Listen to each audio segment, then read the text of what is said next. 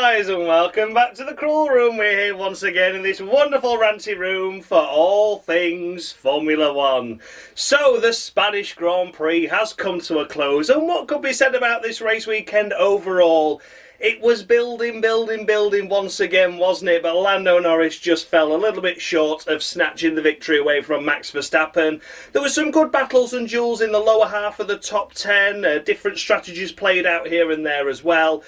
To be honest, it was a mediocre race overall though, wasn't it? Not as exciting as maybe we were all expecting, but at least we had some overtakes and some battles up front. So if you've never seen this series before, I award the drivers out a maximum of 10 points based on their overall race weekend's performance, and I go all the way down to 0 if they have a particularly bad one. Take a look out for bonus points though. They're sometimes enough of some drivers to do something extra special during a race, and on the very rare occasion I do award minus points to those drivers to do something extra special, but for all the wrong reasons. Let's take a look at the current Crawl Room standings then going into this episode, shall we? It's on the screen now for you to take a look at. Have a look and see where your favourite driver is. It's closing up at the top a little bit. Would that get closer after this round? The mid-pack is almighty, and yeah, literally any point could make a massive difference in that midfield table.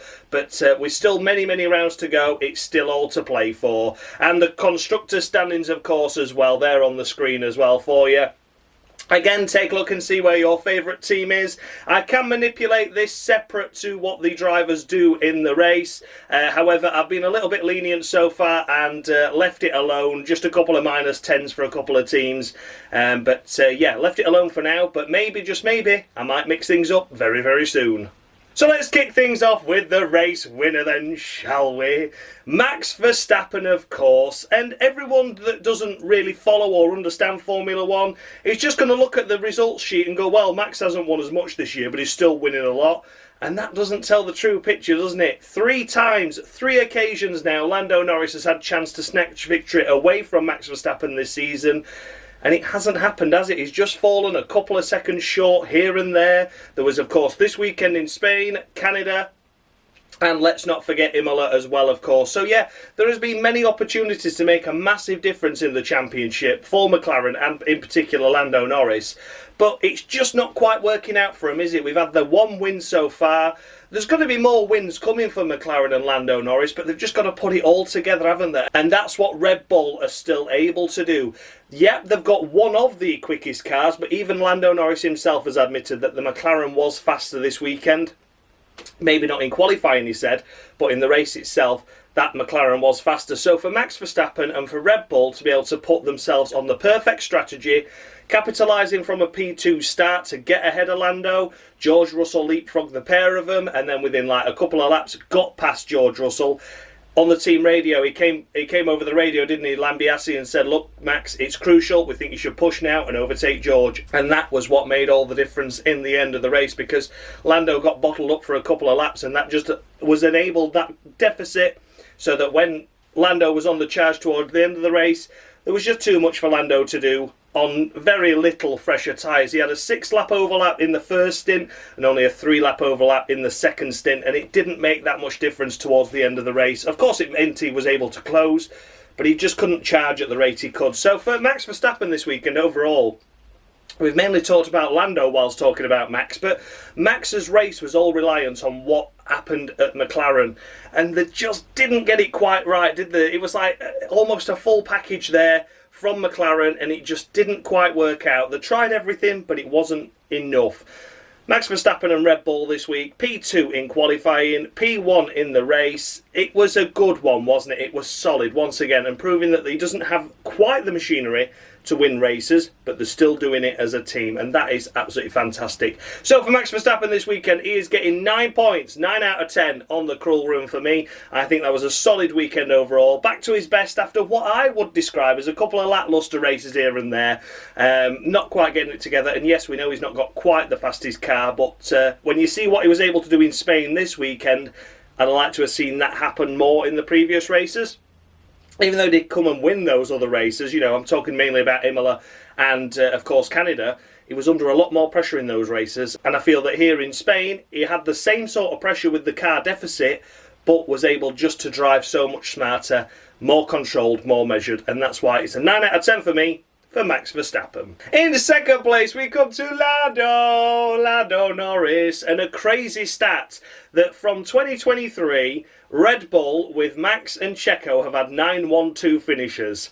And since the start of 2023, Lando and Max have had 10 1-2 finishes now, which is crazy to think, isn't it? So Lando in a different car is able to do the job that Checo should be doing in the same car that Max has got. Unbelievable. There's not really much I can add to Lando's race because I already discussed it there talking about Max's race, because Max's race was so reliant on what Lando did and what McLaren did. The start itself from Lando wasn't quite perfect, was it? And it was too busily focused on defending from Max, lost out to Max, and it allowed George Russell to swoop round the outside. A fantastic turn one there by George to snatch P1 from starting P4 on the grid. So he did a really, really good job. Fair play to him for that. But yeah, Lando's race then came undone with those couple of laps that he had to battle with George before getting around him. Like, Verstappen was just able to breeze past him, no problem at all. Lando, it took a couple of laps, and also Lando's battle, he came across the Ferraris, didn't he, when he had the 6-lap tyre deficit and got stuck behind Sainz and Leclerc for a couple of extra laps that he wouldn't have liked to do. And that made all the difference to mean that when Max Verstappen crossed the line, Lando Norris was just 2 seconds behind him, as opposed to being right on his ass or maybe even ahead. So for Lando Norris this weekend overall, I think he's done well. I think he's done a good job. Stunning pole position lap time. I'm going to give him that. But falling just short again is frustrating for me. And yeah, I'm going to be harsh with the score. Not overly harsh. But he's going to get 7.5 from me. And the reasoning for that is I scored Max Verstappen quite low in Imola, despite the fact he won, because of the amount of pressure that Norris put him under. But this time around, I feel that Lando himself, I think he's put pressure on himself to win. All he was bothered about in that race was winning. And yeah, obviously that's all any driver wants to be bothered about, and I totally understand that. But I think maybe had he switched his mindset up a little bit more, maybe it could have meant he got closer to Max. I know that's going to sound really stupid, but yeah, I just felt a little bit frustrated by it all, I've got to be honest. I don't think McLaren did anything wrong by doing the stint where he did an additional 6 laps to get the tyre deficit. I think that's right. I think that was right in what they did there. But that second stint, I expected more. I expected more from Lando, and it didn't quite come. So it's a frustrating 7.5 from me. And yeah, it is harsh, and I get it, and people are going to be kicking off. But Lando has been the bridesmaid on so many occasions this season when he could have won. And this is another one of those examples. So book your ideas up, Lando. I want a Silverstone win from you. And we've got Austria in between, haven't we? So yeah, come on, Austria, you did well before. You can do well in Silverstone. It's 7.5 for now, but come on, Lando, stop being the bloody bridesmaid. In third place, we come to Lewis Hamilton. After qualifying himself in P3, he finishes in P3. It wasn't quite as easy as that, though, was it? He did slip behind the Ferrari on strategy at certain points, but was able to breeze through them with the deficit of tyres. Ferrari not really anywhere this weekend, were they? The race itself, though, by Hamilton was nice to see him up front and was able to secure the podium. Yet that was mainly due to the offset of tyres that he had on George in the final stint there. George going on hard tyres, Hamilton on a new set of softs because Russell reported that his tyres weren't that great, not much grip. So, yeah, he was able to listen to his teammates' advice, basically, and the Mercedes team were like, yeah, let's not put him on ours, let's put him on softs. He got the position, got P3, and netted himself the first podium of 2024 for himself in that Mercedes, which is mad to say, isn't it? But once again, another season where he has scored at least one podium throughout the season, so his run of podiums in Formula 1 continues.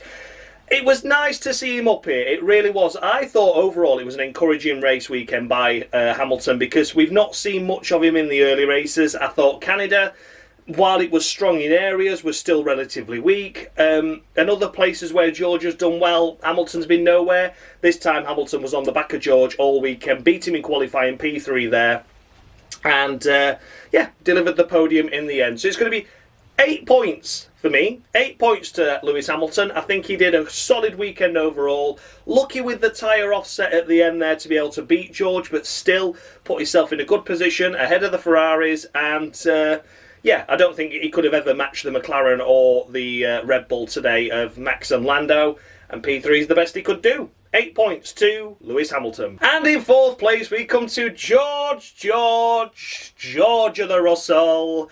What a swoop around turn one. Well done, George. Oh, bravo, bravo. That was so good. That was such a great start. Benefited by the double slipstream, of course. I'm not denying that. We know how long that straight is at Spain. Turn one came. They were too busy fighting with each other, Max and Lando, and George was like, see ya, I'm round the outside. Stunning, stunning move. We knew that the lead wasn't going to be maintained for very long.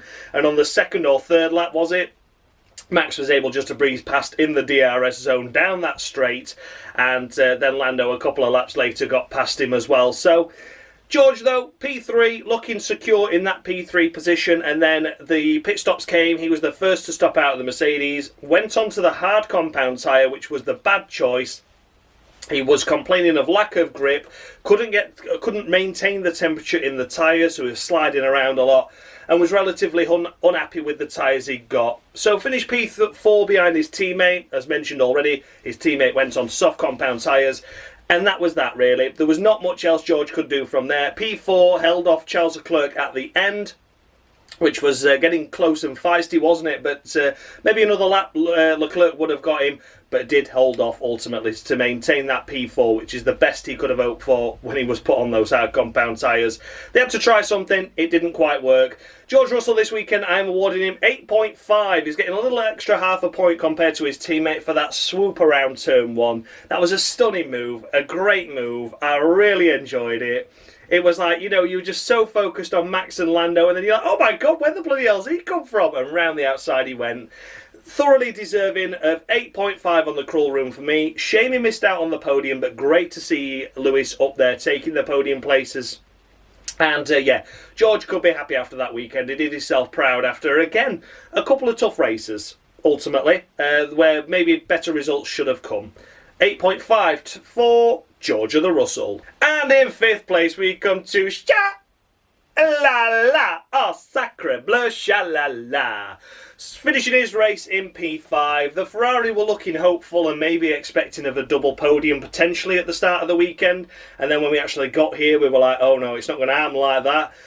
But maybe we can get one car on the podium. Then it's like, oh no, the Mercedes are quite quicker than we expected. Well, at least let's finish inside the points. And that's what they're able to do. A top 5 finish for Charles Leclerc, which is a good effort by him. Again, benefited from his teammate pitting earlier for the hard compound tyre, and then he had the strategy deficit because he was on the softs, was able to overtake, and that was that. So yeah, these teammate battles here with the Mercedes and the Ferrari, they were pretty much fighting on their own at the stage that they both elected to pit. So one copied the other. Sainz copied Russell, and of course Leclerc copied what Hamilton did. It worked out for the soft compound tyre runners at the end, but in the end doesn't really make that much of a difference. Leclerc this weekend, fairly faultless, but the only thing I'm going to mark him down on is the silly little incident he had with Lando Norris in free practice 3 when Lando did impede his lap. I'll admit that, he did impede his lap, but it's free practice at the end of the day. Don't worry about it. And he swooped round and swooped down from where he was on track after his lap was ruined, came down and made contact with the front of Lando Norris's car. Lucky not to be more damage. It was a glancing blow. And yeah, it was a silly move. It was a silly move. He was reprimanded by the FIA, which I think is fair. I'll allow that. I allow a reprimand. But he also must be reprimanded on the Crawl Room Championship because, you know, I don't stand for shit like that.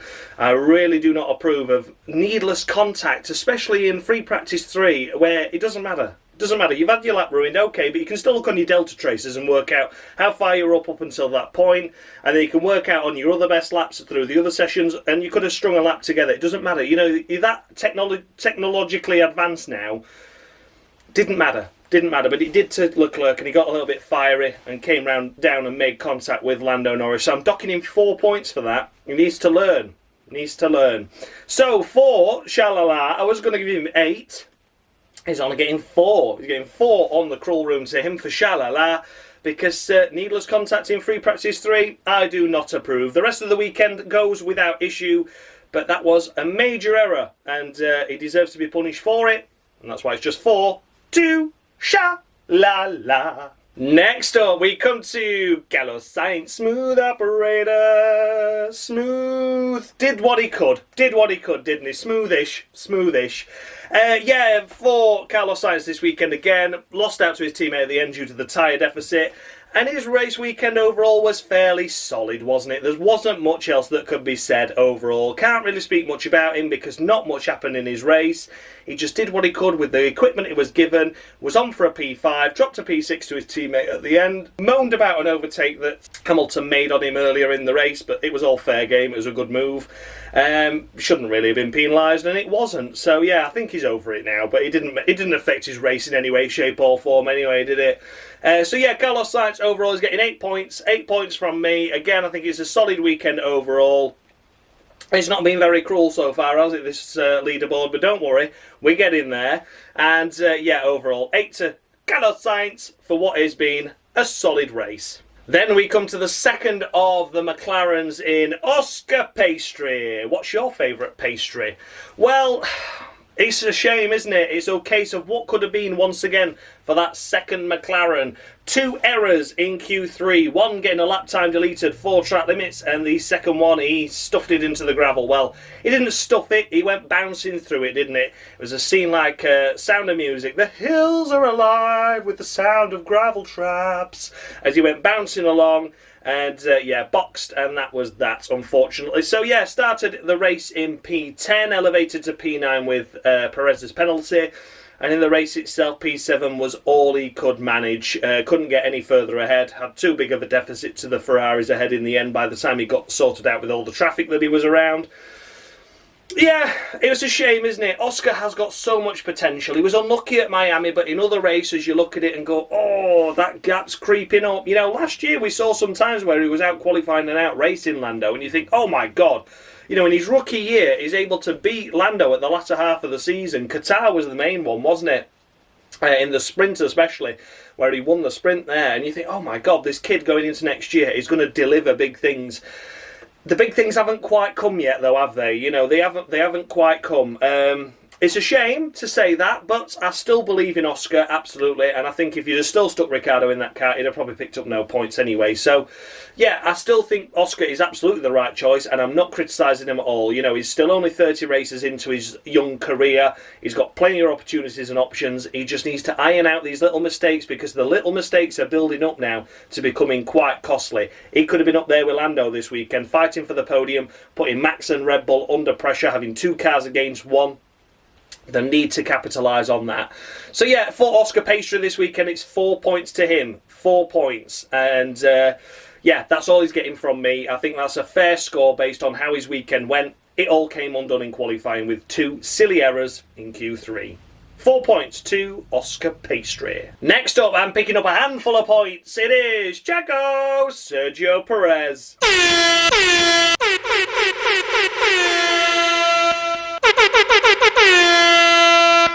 I think I get overlooked when it comes to F1 rejects, with people citing the cars I drove as the main issue. 38 starts out of 78 attempts is hardly impressive though, is it? And there we have it. It is Gabriele Tarquini of the week 2. Sergio Perez for what has been once again a lacklustre performance. Now, we did get the 3-place grid drop, which I don't wholly agree with, for driving the car back to the pits in an unsafe position, in an unsafe state it should be rather. Yeah, I don't agree with that, because I think it's safer for him to limp it back to the pits than it is leaving it in the wall. If he made the mistake, someone else could make the mistake, and you're going to be hitting another car that's parked there, as opposed to a tyre barrier that's there, you know. So I don't necessarily agree with the 3-place grid drop, but he only qualified himself in P8 anyway and dropped himself to P11. That's not good enough. That's not good enough. It was about 6/10 off Max Verstappen, his own teammate, wasn't it? And again, Red Bull might not have the fastest package overall. We've said that. McLaren even admitted they had the fastest package. Okay, so you qualify yourself P3 then this race. That's the excuse, isn't it? You know, you can't finish ahead of Lando. Oscar had his misfortunes. You can't finish ahead of Max, your teammate. You're P3 then, aren't you, Checo? No, you're not. You're P8 with 3 places on top. P11. He finishes here in P8 in the end. Not really doing very much to beat anyone other than cars that were a lot slower and was expected to finish ahead of. So yeah, it is absolutely Gabriele Tarquini of the week 2. Checo Perez, I think that puts him on 4 now, doesn't it? So he's treading on the thinnest of thin water. He's allowed 1 more, and then actions will be taken, and he will feel the repercussions of the Cruel Room Championship. But yeah, Sergio Perez this season has come massively undone rather rapidly like we saw last year. But it's okay, lads, because he's in next year in the car. Unbelievable stuff. So yeah, it is of the week to Checo. Securing 9th place and a couple of points, it is Pierre Gasly in the Alpine. My driver of the weekend overall. What a stunning job by Pierre. Absolutely fair play to him for that. Outqualified Perez on merit in that Q3 session. Getting into Q3 was an effort as well. And in the race itself, drove inside the points throughout all of it. He had a really slow stop, didn't he, of about 8-9 seconds where the rear right tyre wouldn't go on and wouldn't secure. And you think, oh no, that's cost him. That's cost him. But here he is, still finishing P9 ahead of his teammate. And when you look at the cars ahead, he couldn't have really been expected to finish ahead of those anyway. So he made up for that offset and deficit that he had in the pit lane to be able to deliver the points and deliver P9, which is a stunning effort, an absolutely stunning effort. Well done, Pierre. The race itself for him was absolutely flawless by himself. The only thing that went wrong, as mentioned, was that pit stop, but was he going to get any better than P9? Not this weekend. You look at the cars ahead, absolutely not. P9, stunning effort. My driver of the day, it is a full 10. A perfect 10 to Pierre Gasly for that. There was nothing else he could have done in that Alpine. He just drove impressively well all race long. Well done, Pierre. 2 crucial hard-earned points there, and 10 points to you on the crawl room. And securing the final points paying position, we come to Esti Bestie Ocon. Esti Bestie to you. Ain't like Esti Bestie Ocon. Well done, Esti Bestie, picking up the final points paying position. Their second double points finish in the season, isn't it? They did it in Canada, 9th and 10th. And here they are once again, 9th and 10th. Esti Bestie Ocon picking up the final points paying position. I was going to criticise him because I found out some information in Canada which meant that he potentially cost Pierre Gasly a P8 finish because he wouldn't allow his teammate through sooner. And then when he did let him through, it was only 2 laps left and only built up a 2.5 second gap to Ricciardo that they were fighting with. So yeah, maybe, just maybe, he cost his team a point there, an additional couple of points. But based on how he was this race weekend, I'm going to let him off. I'm going to let it slide. Esti Bestie, okay. And overall, again, this was a great weekend by him. Qualified himself in P9, which is a good effort. Couple of places behind his teammate. Elevated to P8, of course, with Perez's penalty. And in the race, drove really well. Picked up a point. Fair play. It's 9 points. 9 points to Esti Bestie for that. I think that's a fair effort, a good effort. Picked up the only points that were available on offer for him, and that's exactly what he did do. 9 points to Esti Bestie. Finishing P11 again, and just missing out on points. We come to Nico Hulkenberg.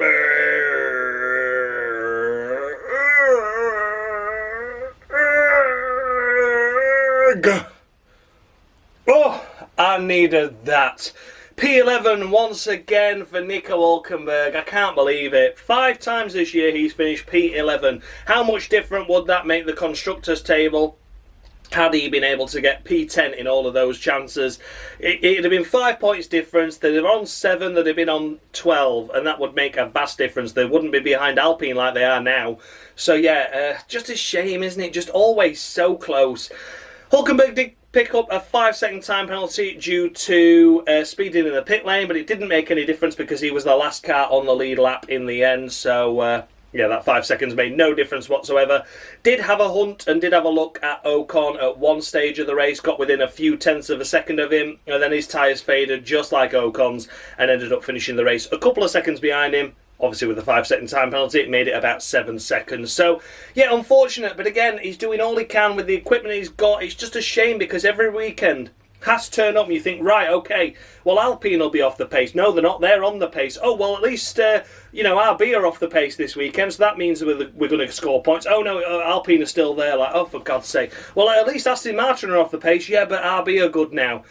It's like they just can't quite catch a break in the top 5 teams just being a little bit quicker than them. You know, the RBs, the Aston Martins have been a little bit up and down as the season's been progressing. You've got Alpine suddenly there now picking up 9th and 10th places. And when RB and Aston Martin out there, there's always just 10 cars ahead of him that are just that little bit quicker, which is very frustrating for Haas. Could have been a points opportunity, but sadly it wasn't to be. For Nico Hulkenberg, he's getting 6.5 from me.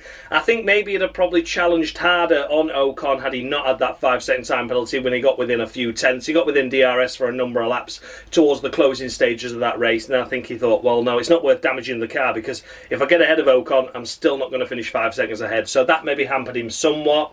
Qualifying, made a mistake in the second sector, didn't he, which was unfortunate because it looked like he could have got through into Q3 as it was lined up P13. So, yeah, missed opportunity by Haas. I think a point was possible. But nonetheless, Hulkenberg doing the great job, and Haas need 2 cars up there, and K-Mag just cannot do that. But Hulkenberg, it's 6.5 to him. Tough day at the office once again. Another P11 finish. Points are coming though. Points are coming. Let's hope it happens in Austria. 6.5 to Nico Hulkenberg. Then we come to Fernando Alonso, finishing P12 at his home Grand Prix.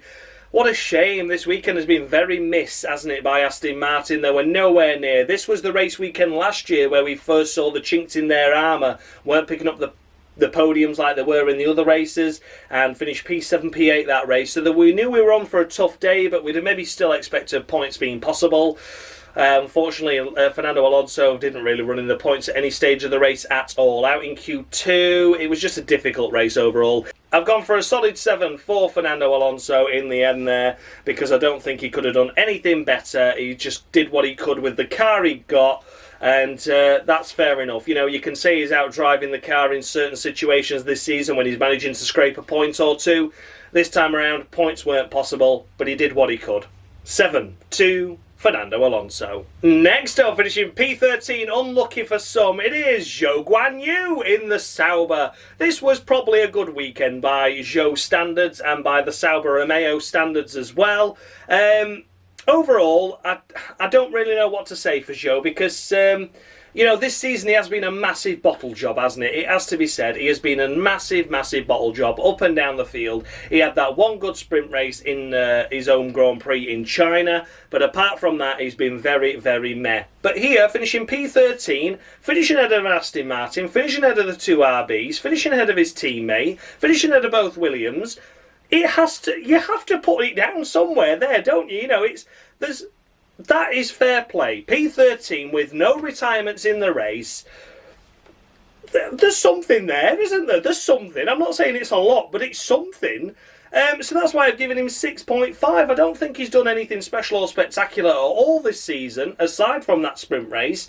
But yeah, that's encouraging to me. I think that's fair play. Do we expect a Sauber to score points when every car finishes? Absolutely not. But P13, that's as good as it we're going to get, wasn't it? It's 6.5 to Zhou Guanyu, and surprising seems so far up the order.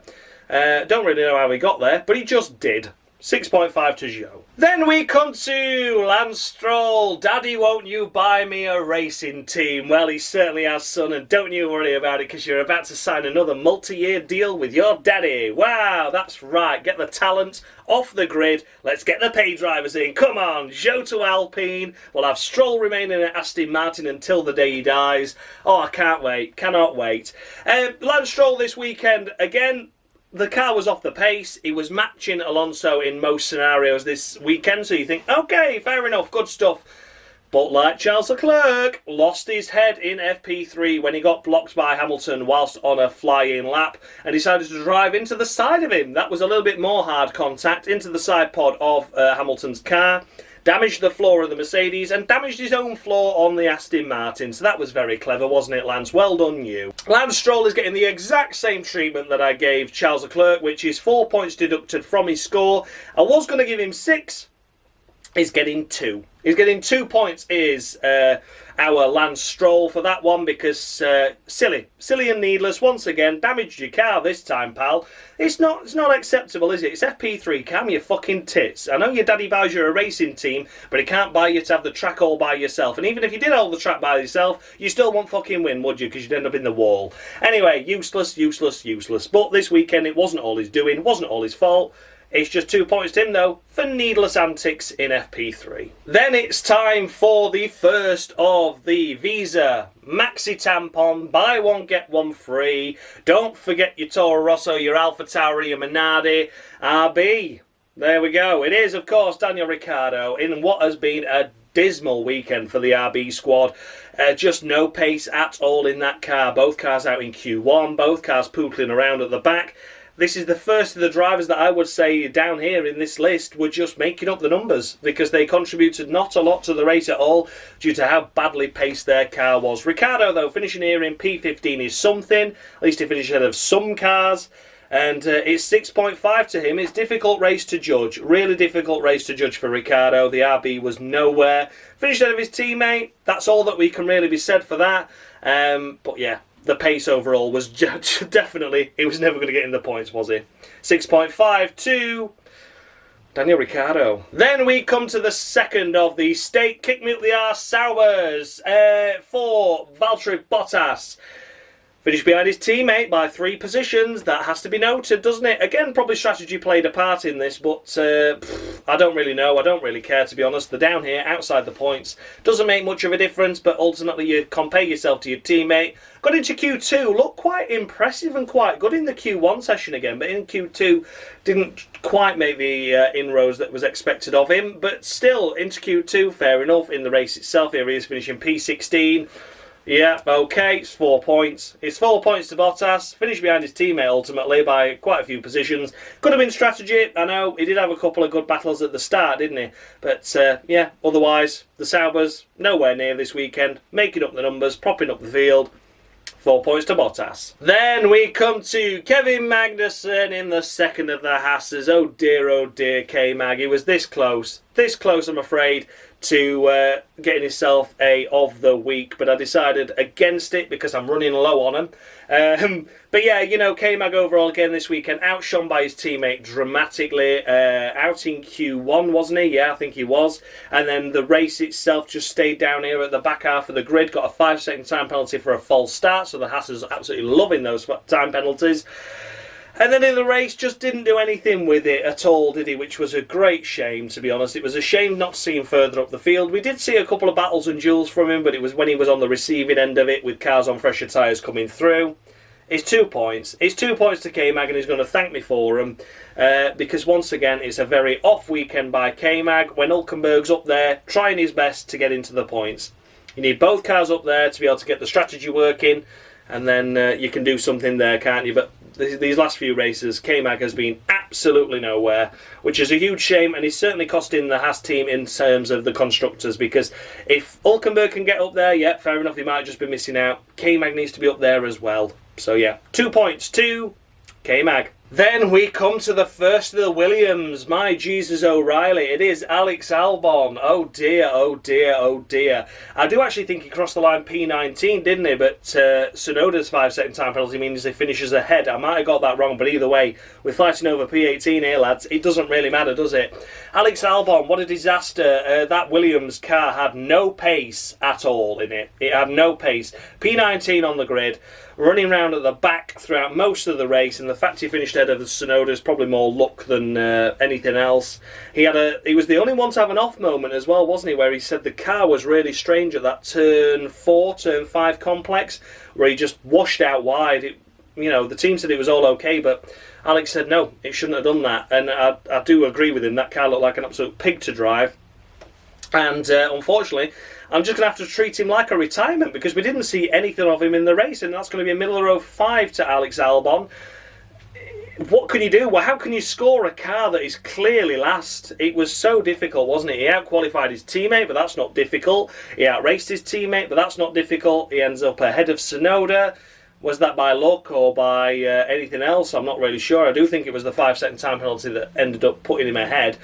But if he finished ahead on the road, it makes not much difference either, does it? So yeah, middle row 5 to Alex Albon. An absolute race weekend to forget by Williams. Austria hopefully should be better for him. A tighter circuit, a little bit shorter circuit. We'll have to wait and see. But yeah, this one was a write-off. 5 to Alex Albon. Then, as mentioned, we do come to Yuki Tsunoda, and again, I can't remember if he crossed. I think he overtook him on merit in the race, didn't he? And then the 5-second time penalty that he got for speeding in the pit lane, did our Yuki, meant he just fell behind him again after the checkered flag. But it doesn't matter when you're fighting over P18, P19. Tsunoda had an additional stop, didn't he? I believe, towards the end of the race, which is why he ended up so far down here. But nonetheless, it doesn't matter, does it? It doesn't matter. I've given him 4 points. 4 points to Tsunoda. I've knocked him a point off for the silly 5-second time penalty. But apart from that, there's not really much to say, is there? Outraced by his teammate ultimately, but when you're nowhere near the points, does it really matter? No, not really. And it's the first off weekend we've seen by Red Bull this season. Not Red Bull, RB, Visa Cash App, Maxi Tampon. Don't forget your Alpha Tauri, Minardi, Toro Rosso, bollocks, shit. Yeah, there you go. But yeah, overall, you know, that's it. Just absolutely terrible by Yuki's standards this weekend. A weekend to forget. May as well not bother turning up. 4 points to Tsunoda. And then last of the runners, last but by no means least, we come to Logan Sergeant.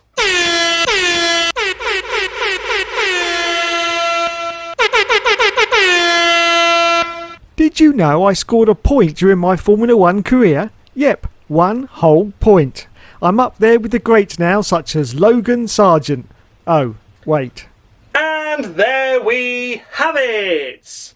It is Gabriele Tarquini of the week to Logan Sergeant, because even though that Williams was absolutely nowhere, he was 0.4 of a second behind his teammate in qualifying and was about 20 odd seconds behind him in the race come the checkered flag. He was 17 seconds ahead of Tsunoda, wasn't he, in the end? So yeah, 17 seconds behind, I should have said, and the only car to get lapped twice in the race. So despite the fact that they managed to lap all the way up to P12, Logan Sergeant was the only car to get lapped twice, which really shows how far off the pace he was. He needs to go. He needs to go. We've given him a season. I don't think he should have been given this opportunity to start this second season. There's all rumours and talks. Antonelli now approved for the 17-year-old to be able to race and enter a Formula 1 FP1 session with the super license thing being adjusted. So maybe, just maybe, we're going to see a replacement very, very soon now that that's all being approved, because Antonelli, if Mercedes are adamant and they're having him, I think Williams are going to say, yeah, chuck him in our car for 2024 for rest at season. He may as well build up experience with us. He can't be any worse than Logan. And that's the key, isn't it? We were saying, you know, when Latifi went, we thought, well, at least Logan Sergeant can't be any worse than Nicholas Latifi. How on earth has he managed to be worse than that? It boggles the mind. You know, at least Latifi had one good race every season, maybe. He had 3 seasons in Formula 1. Japan was quite good, apart from him getting lost last year. He had a good race in Hungary in 2021. And 2020, I don't really know, but he probably had a good race there as well at some point, didn't he? But yeah, nonetheless, it's just such a shame to say and see. But yeah, unfortunately, Logan Sergeant has picked up one lucky point in his career. And a lucky point was due to floor deficits on Hamilton and Leclerc, wasn't it, in Austin, Texas, last year. Without those disqualifications, he'd have been P12 and would have been standing on nil points in his entire career. Not good enough. Not good enough. Williams are struggling, I get that, but Alex isn't struggling half as much as Logan is, and you can say, yeah, okay, you know, a couple of tenths here and there, fair enough, but 0.4 of a second behind your teammate, not good, not good. So yeah, it is an of the week to Logan Sergeant, and this is his final warning, because that means he's on 5 of the weeks now. You can't get any more than 5. It's not possible. I've upped it to 5 to try and keep the drivers going as much as possible. We're only on round 10, and Sergeant has received 5. Yeah, that worked out well, didn't it, Josh? So yeah, any more mistakes this season, if he manages to last any more races, that is, before he gets the boot, he will be out of here. It's as simple as that. He will be disqualified on the Cruel Room Championship, and he needs to book his ideas up. He just needs to get close to Albon. I'm not saying he has to beat him. I'm just saying he has to get close, you know, but not being bloody miles away. So yeah, Logan Sergeant on the thin ice here on the Cruel Room, could be the first to fall by the wayside and be disqualified on the championship. But we'll wait and see. This might give him the boost now, and we may see a drastic rise in performance from him. I doubt it, but you never know. It is of the week to Logan Sergeant. So there we have everything, guys. Those were the runners and riders of the Spanish Grand Prix. Let me know your thoughts and feedback down below in the comments section. Did I score any drivers too high?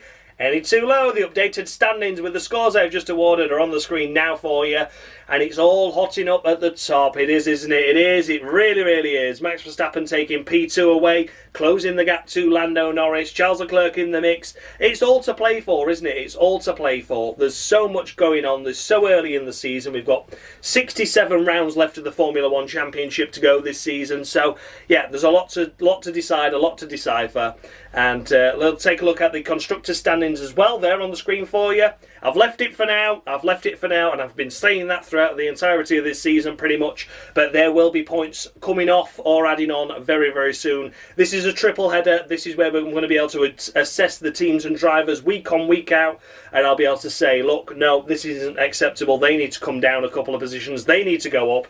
There's a lot to play for in the constructors' standings. And yeah, I will be manipulating that very, very soon.